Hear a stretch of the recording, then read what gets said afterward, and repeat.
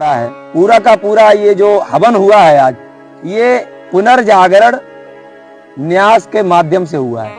पुनर्जागरण न्यास क्या है? पुनर्जागरण न्यास एक संगठन है, वो एक ऐसा संगठन है जो लोगों को पुनः जगाने का काम करता है। अब जगाने के लिए जो व्यक्ति सोया हुआ है उसको जगाया जाता है। माता जी आप हमें बताना, यहाँ पे जितने लोग बैठे हुए हैं ये जागे हुए हैं कि सोए हुए हैं? सब जागे हैं। जागे हैं जभी तो यहाँ पे बैठे, जागे हैं जभी तो यहाँ पे बैठे। लेकिन व्यक्ति दो तरीके से सोता है माता जी, एक तो शरीर से सोता है और दूसरा मन से सोता है। यहाँ पे जितने भी व्यक्ति बैठे हुए हैं ये शरीर से जागे हैं, लेकिन मन से जागे हैं कि नहीं जागे हैं वो अभी हम चर्चा करेंगे तो पता चल जाएगा। जागने के लिए एक आकलन होता है। अभी जैसे आयुष जी है, आयुष जी बताओ आपके आपके धर्म का नाम क्या है? सनातन धर्म। और आप जो हैं वो किसकी पूजा करते हैं? हनुमान जी की। हनुमान जी कौन है? ईश्वर है, देवता है, भगवान है? इस तरीके से हम जब प्रश्नोत्तरी करते हैं तो हमें पता चलता है कि हमारे हिंदू समाज के जो बच्चे हैं, जो माताएं बहनें हैं, वो कितना सोए हैं, कितना जागे हैं। ईश्वर अलग चीज होता है, देवता अलग चीज होता है और भगवान अलग चीज होता है। ईश्वर कभी भी देवता नहीं हो सकता, देवता कभी भगवान नहीं हो सकता, भगवान कभी ईश्वर नहीं हो सकता। इन तीनों चीजों में बिल्कुल अंतर है। अभी जो हमने यज्ञ किया ये देव यज्ञ था। देव यज्ञ से तात्पर्य है कि ये देवताओं के लिए था। किसके लिए था? देवताओं के लिए था। ईश्वर के लिए फिर भी नहीं है ये। अगर ईश्वर के लिए होता तो हम इसे ईश्वर यज्ञ कहते, देव यज्ञ कह रहे हैं। तो ये किसके लिए है? देवताओं के लिए है। अब जो भी हमने इसमें सामग्री चढ़ाई तो वो सामग्री अग्निदेव ने चारों ओर बांट दी वायु के रूप में, चारों ओर। जैसे माताएं बहनें मिर्च जब घर में जलाती हैं तो एक मिर्च को आप देखो वो पूरे के पूरे घर में कितना अपना प्रभाव दिखाती है। दिखाती कि नहीं दिखाती? सब लोग खांस खांस के और चीख चीख के कितना परेशान हो जाते हैं। तो जब एक मिर्च आग में जलाने से इतना पूरे घर में प्रभाव दिखा सकती है तो इसमें जो जड़ी बूटियां हम डालते हैं वो कितना प्रभाव दिखाएंगी बताओ। ये जड़ी बूटियां जब प्रकृति में मिलती हैं तो ऑक्सीजन बनता है। हमारे जो प्रकृति में अन्य गैसें हैं, जो जहर की गैसें हैं, जहरीली गैसें हैं, उनको ये यज्ञ जो है छार छार कर देता है। इसके बाद में हमारे अंदर जो भी कार्बन डाइऑक्साइड भरी है, नाइट्रोजन भरी है और जो हीलियम लिथियम वगैरह जो बेकार की गैसें हैं, इन गैसों को निकालने का काम करता है ये यज्ञ। वो सांस लेते हैं, सांस के माध्यम से ये अंदर जाता है, बाहर आता है तो शुद्धि करता है। साथ ही साथ जब ऑक्सीजन हमारे बनता है तो ऑक्सीजन से इसकी जो क्रियाएं प्रतिक्रियाएं हैं वो तेज हो जाती हैं, तो बादल बन के ऊपर जाता है और बादल बन के फिर बारिश होती है तो उसका लाभ भी हमें ही मिलता है, क्योंकि हमारी वनस्पति हरी भरी हो जाती है, हमारे घास हरी भरी हो जाती है। उस घास को, वनस्पति को, साग सब्जी को, पेड़ फलों को हम लोग खाते हैं। जब खाते हैं तो हमारा फिर शरीर स्वस्थ होता है। तो बताइए एक यज्ञ करने से कितने लाभ हैं, एक हवन करने से कितने लाभ हैं। और जितने भी देवता हमारे हैं 33 कोटि के देवता हैं। कितने देवता हैं आयुष? अभिनव चला गया क्या? चला गया अभी। हमारे कितने कोटि के देवता हैं बेटा? 33 कोटि के हैं। लोग कहते हैं 33 करोड़ है। 33 करोड़ नहीं, 33 कोटि के हैं। कोटि माने होता है प्रकार, कोटि माने करोड़ भी होता है, कोटि माने प्रकार भी होता है। हम कहें कि ये फोन जो है वो उच्च कोटि का है तो उच्च कोटि माने उच्च प्रकार का है ये। अब कोटि माने करोड़ है तो हम क्या कहेंगे? ये उच्च करोड़ का है, तो ये तो बात नहीं बनी। उच्च कोटि का है यानी कि उच्च प्रकार का है, ऊंचे प्रकार का है। ऐसे ही हम कहते हैं कि 33 कोटि के जो देवता हैं तो 33 प्रकार के हैं। वो कौन कौन से हैं? अगर कोई व्यक्ति ये मानता है कि 33 करोड़ देवता है तो वो हमें उनके सबके नाम गिनाए, नहीं गिना सकता। हम नाम गिना रहे हैं। 33 कोटि के देवता है, 33 प्रकार के हैं। कौन कौन से हैं? 8 वसु है। कौन कौन है? 8 वसु है, 11 रुद्र हैं, 12 आदित्य हैं। जो 12 महीने साल के होते हैं ये 12 आदित्य बोले जाते हैं। तो 8 वसु, 11 रुद्र, कितने हो गए? 8 और 11 19 और 12 आदित्य यानी 12 महीने साल के। कौन से महीने? कौन से महीने?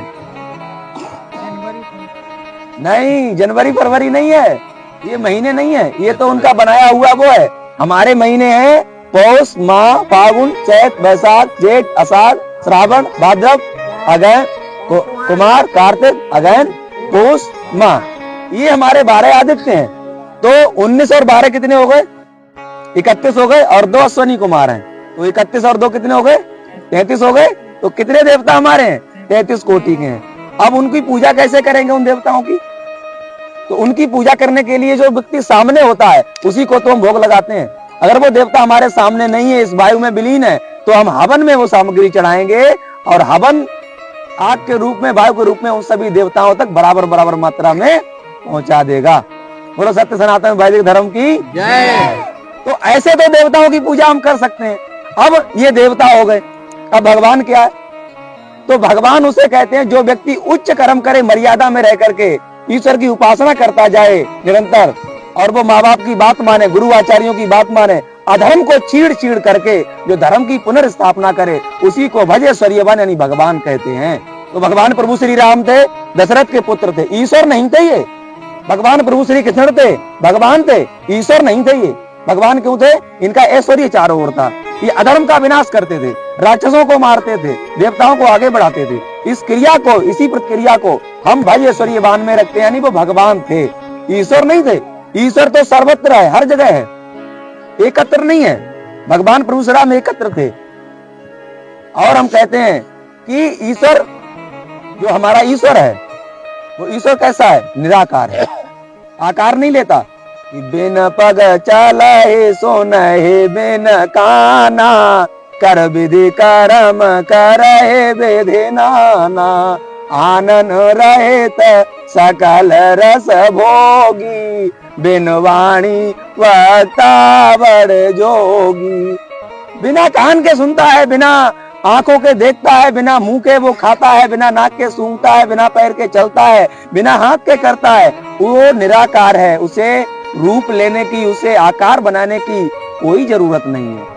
और जो निराकार परमपिता परमात्मा है वो बड़ा न्यायकारी है, बड़ा दयालु है। अभी महाकुंभ आया है, लोग कहते हैं कि महाकुंभ में चलोगे पाप धुल जाएंगे, गंगा में नहा लो पाप धुल जाएंगे। अरे गंगा में नहाने से पाप नहीं धुलते। क्यों नहीं धुलते?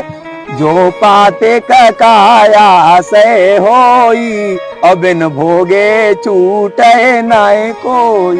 ये हम नहीं कह रहे, ये तुलसीदास जी कह रहे हैं कि जो पातिक काया से होई और बिन भोगे छूटे ना कोई। अगर हमने अन्याय किया है तो चाहे गंगा में नहाए, चाहे देवताओं पे हम करोड़ों रुपए का माल चढ़ा दें, वो रिश्वत हमारी काम नहीं आएगी। हमने जो किया है वो तो हमें भरना ही पड़ेगा। अब लोग कहते हैं गंगा में नहाओ तो पाप धुल जाएंगे। क्या पाप शरीर पे लगे हैं जो गंगा में नहा के हम धो देंगे? उसमें पाप तो आत्मा पे लगते हैं, और आत्मा गंगा में नहीं धोई जाती। आत्मा तो जब हम उपासना करते हैं, तप करते हैं, त्याग करते हैं, तब धुलती है। और आत्मा के पाप तब भी नहीं उतरते हैं। कब उतरते हैं? जब उसी कर्म का फल हमें मिल जाता है। अगर मान लो कि गंगा में नहाने से पाप धुल जाते हैं, तो अगर हमने इनको मारा और इनको मार के हमने पाप कर लिया, अब हम गंगा जी में नहाने गए और हमने कहा हे गंगा मैया, हमने बहुत बड़ी गलती कर दी, हमें माफ कर दो। और गंगा माँ ने हमें माफ कर दिया। तो गंगा माँ ने हमें तो माफ कर दिया, लेकिन इनके साथ तो अन्याय कर दिया। हम इनको मार के गए थे, ये भी तो गंगा के पुत्र हैं। अगर वो हमें माफ करती है तो इनके साथ अन्याय है, यानी गंगा अन्याय कर रही है। इसीलिए वो हमें माफ नहीं करेगी, कहेगी पुत्र दोनों हमारे लिए बराबर हैं। तुमने उसे मारा है तो मार तुम पे भी पड़ेगी, ताकि तुम दोबारा पाप ना कर पाओ। ऐसे वो दयालु है। तो इसीलिए जो हमारा ईश्वर है वो न्यायकारी भी है, सर्वत्र है, निराकार है, अजन्मा है, अनंत है। तो ईश्वर का भजन कैसे करें? ईश्वर की उपासना की जाती है। ये देव यज्ञ है, देवताओं की पूजा हवन से होती है। भगवान की पूजा उनके गुण कर्म स्वभाव को अपने जीवन में धारण करने से होती है। राम भगवान है, कैसे पूजा होगी? सामने तो है नहीं। तो उनके गुण कर्म स्वभाव को जो उन्होंने अपने जीवन में धारण किया, उसे हम अपने जीवन में धारण करेंगे। हम राम राम रटते हैं, लेकिन राम की नहीं मानते। राम ने तो राज्य को फुटबॉल बना दिया था। एक भाई इधर से मार रहा है, एक भाई उधर से मार रहा है, कह रहा हमें राज्य नहीं चाहिए। बोले कहां जाना? हम तो वन में जाएंगे। हम क्या कर रहे हैं? हम राम का तो जाप कर रहे हैं, लेकिन भाई भाई से लड़ रहा है, बहन बहन से लड़ रही है, सास बहू से लड़ रही है, बहू सास से लड़ रही है, बाप बेटा से लड़ रहा है, बेटा बाप से लड़ रहा है। ये राम राज्य नहीं है। हम राम का तो भजन कर रहे हैं, लेकिन राम की बिल्कुल नहीं मानते। और जब उनकी मानेंगे नहीं तो दुख होगा, सुख नहीं होगा। फिर कहते हैं हम तो बहुत भगवान का भजन करते हैं, लेकिन हमें सुख नहीं मिलता। कैसे मिलेगा? जब तक हम भगवान के गुण कर्म स्वभाव को नहीं अपनाएंगे, तब तक हमें नहीं शांति मिलेगी, सुख नहीं मिलेगा। तो देवताओं की पूजा हो गई हवन से, भगवान की पूजा हो गई उनके गुण कर्म स्वभाव को अपनाने से, और ईश्वर की पूजा नहीं होती। पूजा उसकी होती है जिसे किसी चीज की आवश्यकता हो। ईश्वर को किसी चीज की आवश्यकता नहीं है। ईश्वर ने हमें शरीर दिया, हमने उसकी मूर्ति बना दी। ईश्वर ने हमें सुरक्षा दी, हमें घर दिया, हमने उसका मंदिर बना दिया। ईश्वर हमें खाने को दे रहा है, हम उसे टुकड़ा चढ़ा रहे हैं। ईश्वर हमें पीने को दे रहा है, हम उस पर दूध चढ़ा रहे हैं। सोचो, ये अवहेलना हम ईश्वर की कर रहे हैं। ईश्वर की कोई प्रतिमा नहीं बनाई जा सकती। जो निराकार हो वो उस ईश्वर की हम प्रतिमा कैसे बना सकते हैं? और उस ईश्वर की उपासना की जाती है। उपासना माने उसके पास बैठना, उसके नजदीक बैठना। आज आप लोगों ने बहुत बड़ा पुण्य कमा लिया। आज का पुण्य आपके खाते में जुड़ गया, क्योंकि आज आपने दुनिया का सबसे उत्तम कर्म यानी हवन किया है। यज्ञो वही श्रेष्ठतम कर्मा, यज्ञो वही श्रेष्ठतम मम कर्मा। ये ऐसा कर्म है जो सभी कर्मों से बड़ा है। आप खाना खाओ, आप कोई कपड़े धो, घर का चौका बर्तन करो, या कोई काम करो, पढ़ाई करो, कुछ भी करो, ये सभी कामों में से यज्ञ एक ऐसा कर्म है जो इन सभी से बड़ा है। और यज्ञ करने से सारे सुख मिल जाते हैं, सारी शांति मिलती है। ये भगवान की, परम पिता की, देवताओं की वो गोद है जिस गोद में बैठ करके सुकून मिलता है, शांति मिलती है। विचार करो आप।